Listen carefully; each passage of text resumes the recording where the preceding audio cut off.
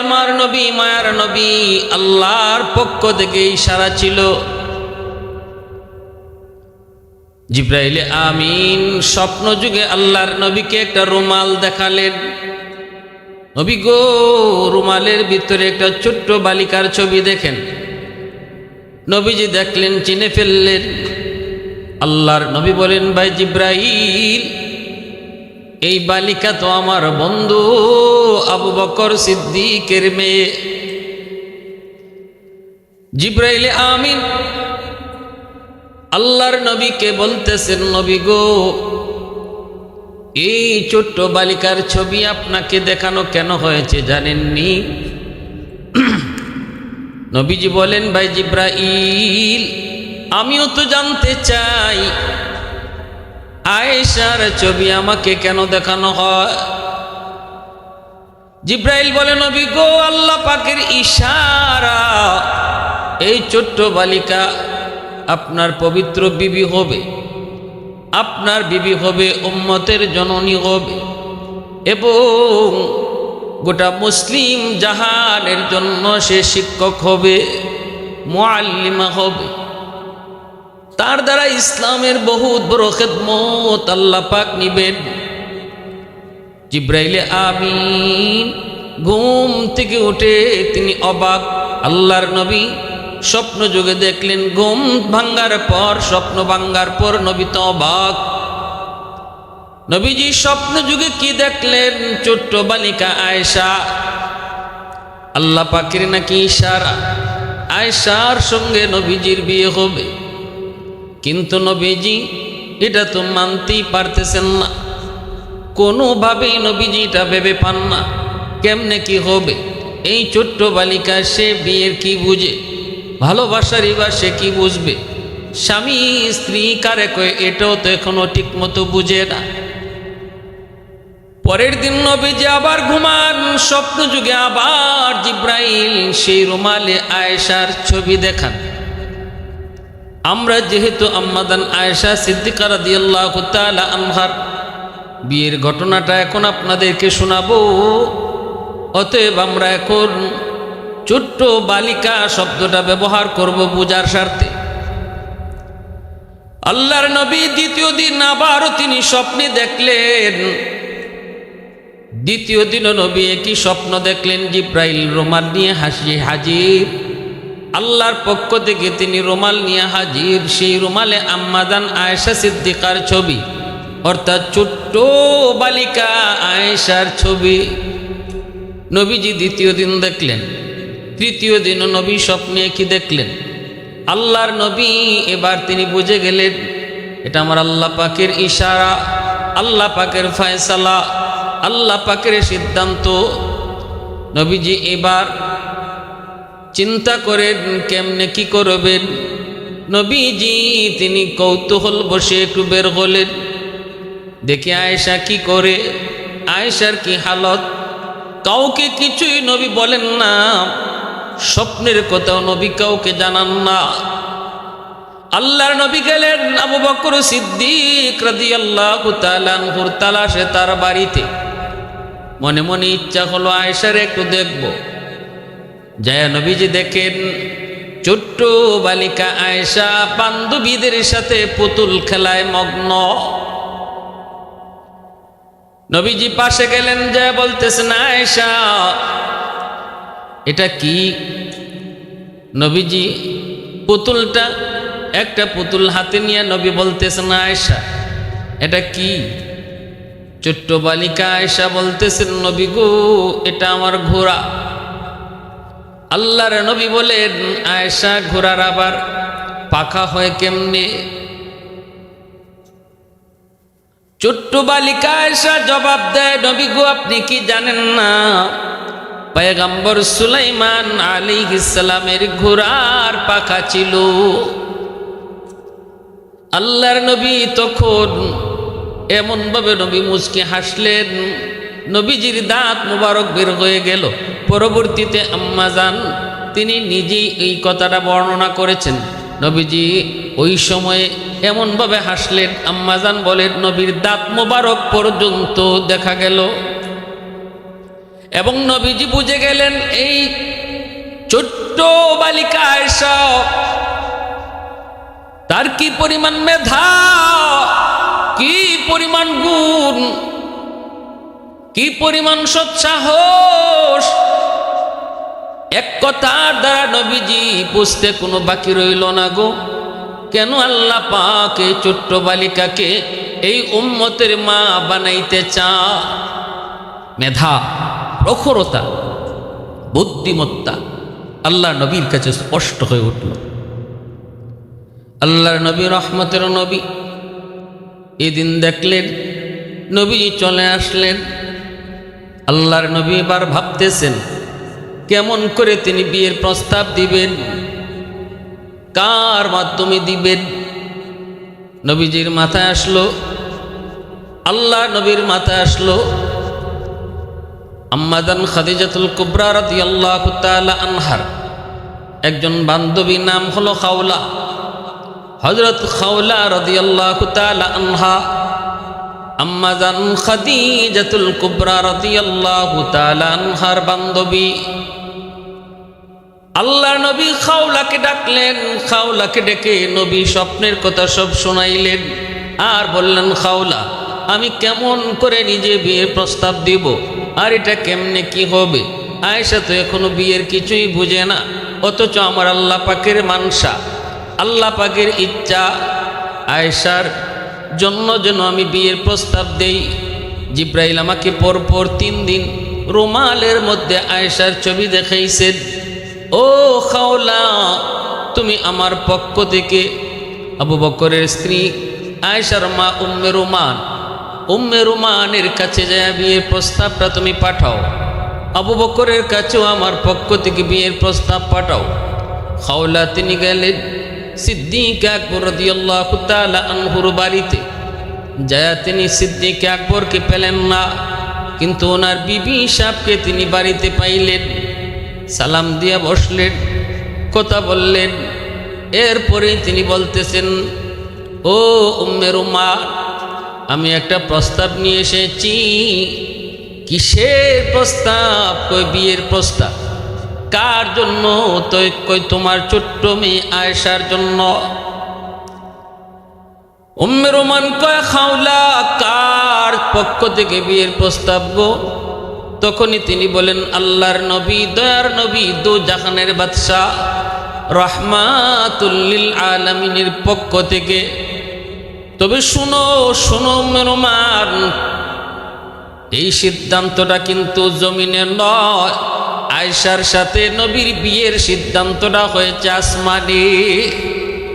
একদিন নয়, পরপর 3 দিন আল্লাহ জিব্রাইলকে পাঠায়া আয়েশার ছবি রুমালের মাধ্যমে নবীরে দেখাইছে। এটা আল্লাহর সিদ্ধান্ত। এবার তুমি বলো। বলা মাত্রই উম্মে রুমান তিনি সেজদায় পড়ে আল্লাহর শুকরিয়া আদায় করেন। এ তো আমার জন্য খুশনসিব, আমার জন্য খুশনসিব। এখান থেকেই পরিষ্কার বুঝে আসে তৎকালীন সময়ে ছোট্ট মেয়েদের বিয়ে শাদী তাদের সামাজিক রুসুমে রেওয়াজের মধ্যে স্বাভাবিক ঘটনা ছিল।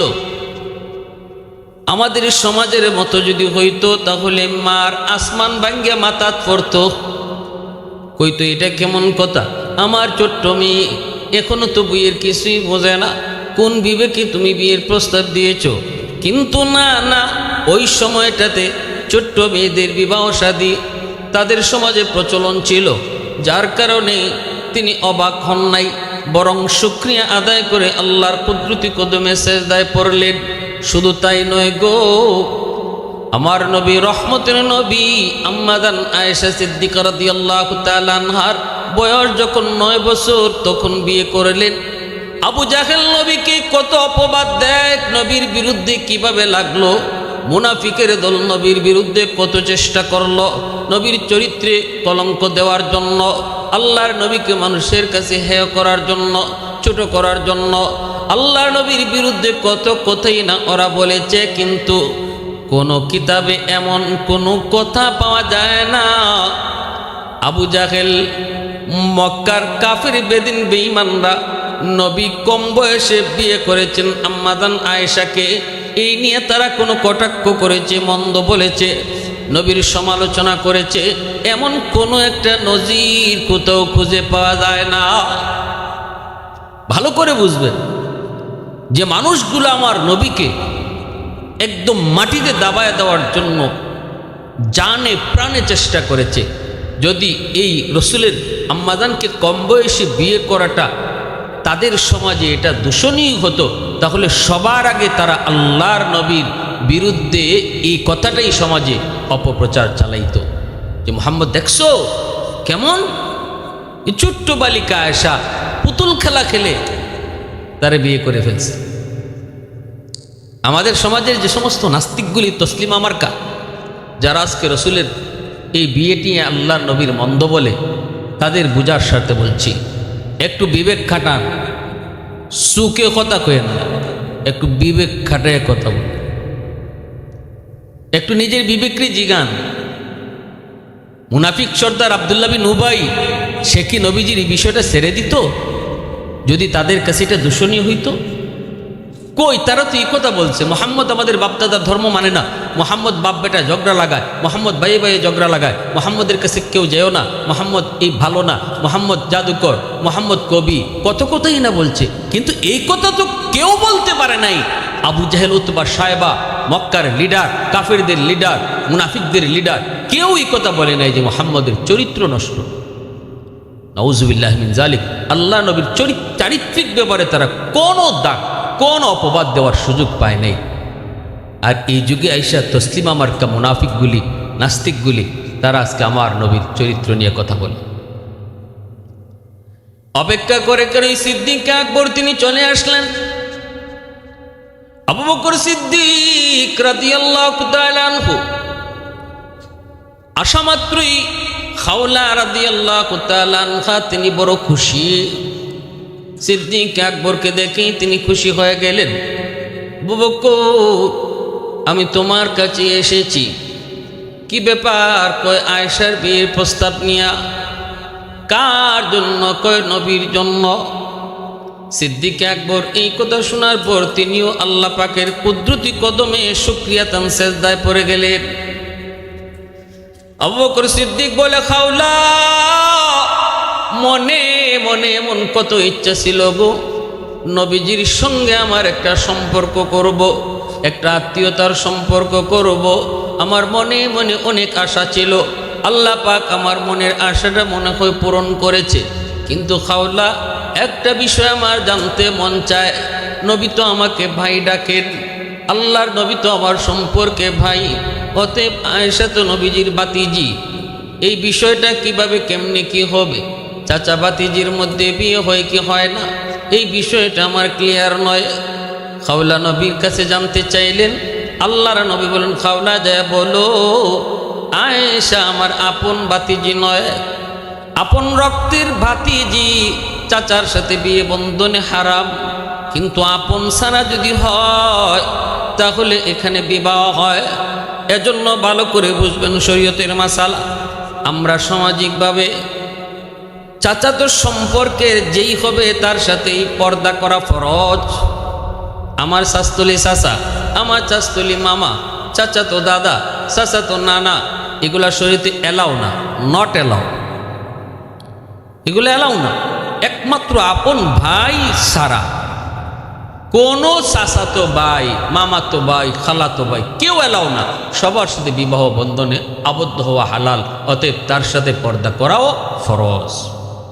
আল্লাহর নবী পরিষ্কার জানাই দিয়েছেন, আবু বকর আমার আপন ভাই না।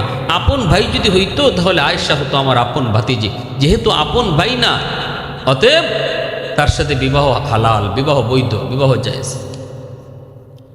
খাওলা রাদিয়াল্লাহু তাআলা আনহা এই কথাটা যখন আবু বকর সিদ্দিক রাদিয়াল্লাহু তাআলা আনহুকে জানালেন, উম্মে রোমানকে জানালেন, দুজন তারা শুকরিয়াতান আল্লাহর দরবারে সেজদায় পড়লেন, আবারও শুকরিয়াতান নামাজ পড়লেন। তারপরে জানায় দিলেন, যাও নবীকে যায় বলো আমরা খুশি মনে এই বিয়েতে রাজি। আল্লাহর নবীকে জানানো হয়, সাদামাটা বিয়েটা হয়ে গেল।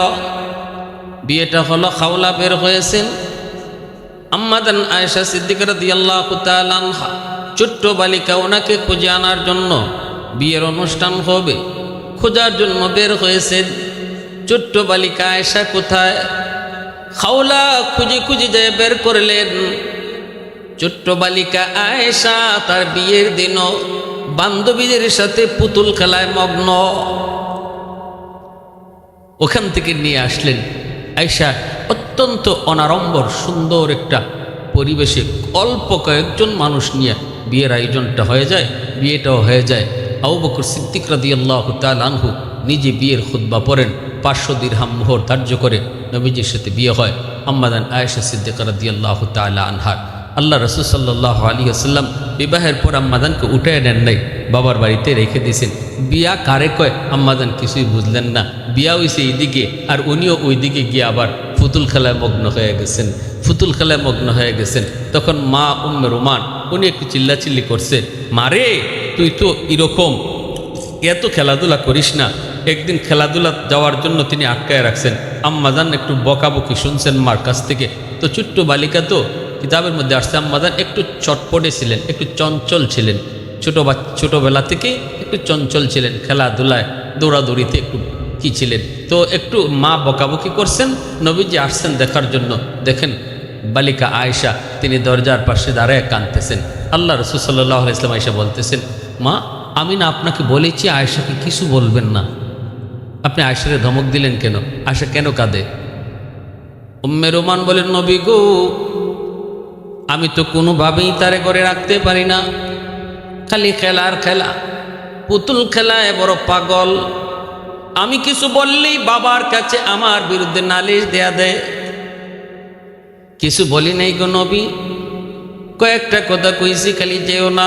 এমনি অভিমান করে কান্না শুরু করেছে। আল্লাহর নবী মুচকি হেসে বলেন, অনুরোধ করে গেলাম আপনাকে অন্তত আমার খাতিরে আয়েশারে কিছু বলবেন না। খেলতে মন চায় খেলার সুযোগ দিবেন। এভাবেই আল্লাহ রাসূল সাল্লাল্লাহু আলাইহি ওয়াসাল্লাম একসময় হিজরতের আদেশ পেয়ে গেলেন। রাসূল করিম সাল্লাল্লাহু আলাইহি ওয়াসাল্লাম মক্কা থেকে মদিনায় হিজরত করবেন। আবু বকর সিদ্দিক রাদিয়াল্লাহু তাআলা আনহুকে নিয়ে আল্লাহর রাসূল প্রস্তুত হলেন। রাসূল রেডি হয়ে গেলেন, গারে সুরে অবস্থান করলেন 3 দিন 3 রাত। আল্লাহ রাসূল সেখান থেকে মদিনায় রওনা দিলেন। নবীজি মদিনায় চলে আসছেন।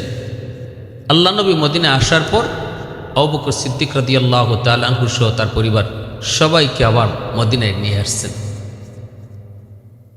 হযরত জিবরিল আমিন আল্লাহর নবীর কাছে মদিনায় এসে হাজির হয়ে বলেন, নবী গো আপনি আপনার বিবি আয়েশা, আপনি আপনার বিবি আয়েশাকে গড়ে তুলেন। আল্লাহর নবী তিনিও মনে মনে ভাবতেছেন আম্মাজানকে ঘরে উঠাইবেন, নিজের ঘরে তুলবেন। আবু বকর সিদ্দিক রাদিয়াল্লাহু তাআলা আনহুর সাথে পরামর্শ করেন। সিদ্দিক বলেন, নবী গো আমিও তো চাই আয়েশা আপনার ঘরে যাক। নবী বলে, সিদ্দিক আমি তো চাই কিন্তু আমি মোহর দিমু কেমন করে গো?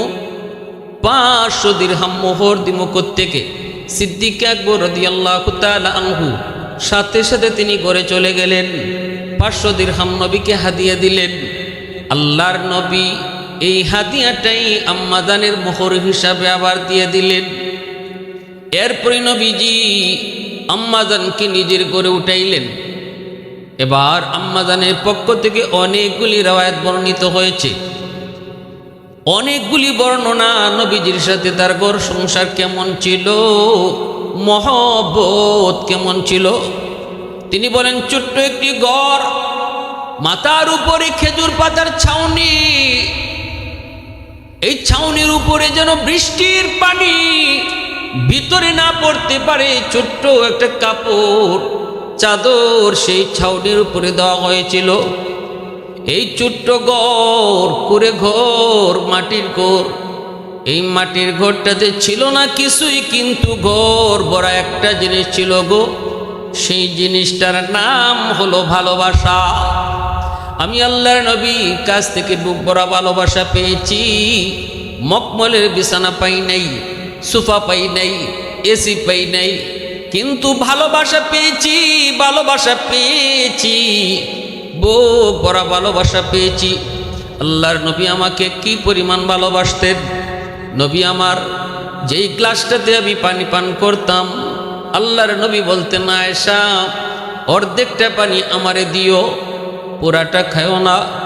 অর্ধেক পানি যখন আমি নবীকে দিতাম, আল্লাহর নবী এই আমার খাওয়া পানিটা তিনি খাইতেন, কিন্তু খাওয়ার সময়ও আমার ঠোঁটটা যেই জায়গায় লাগায় আমি পান করেছি, গ্লাসের ওই জায়গাটাতেই নবীজি নিজের ঠোঁট লাগায়া পানি পান করতেন। আর আমার দিকে মুচকি হেসে নবী হাসতেন। শুধু তাই নয়, গোশত খেয়েছি,